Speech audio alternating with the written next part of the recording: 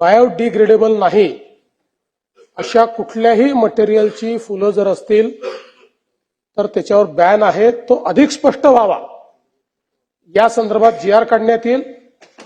आणि अशा प्रकारच्या फुलांचा वापर करणारे डेकोरेटर देखील शिक्षेस पात्र असतील.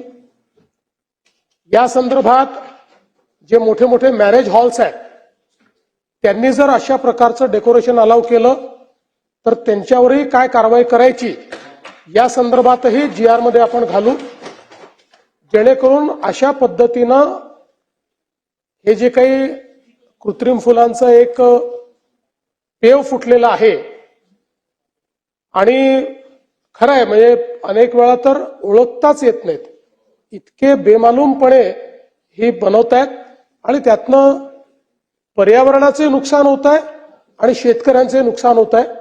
त्यामुळे निश्चितपणे त्या संदर्भातला जो काही पुढची कारवाई आहे ती आपला जो पर्यावरण विभाग आहे तो अधिक चांगल्या पद्धतीने घेईल आणि याच्यामध्ये मग इतरही विभागांना जर त्याच्यात समाविष्ट करून घ्यायचं असेल तर ते समाविष्ट करून घेतलं जाईल.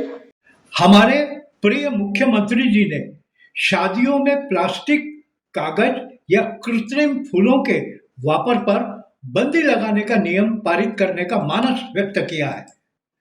जल्द ही प्रतिबंधित कानून भी पारित होगा, लेकिन इसका क्राइटेरिया मात्र शादी समारोह तक रहेगा. हमारे प्रिय मुख्यमंत्री जी को ज्ञात हो कि शासकीय अर्ध शासकीय समारोह में स्टेज तो नकली फूलों से ही सजाया जाता है. यह बात हम सप्रमाण सिद्ध करते हैं.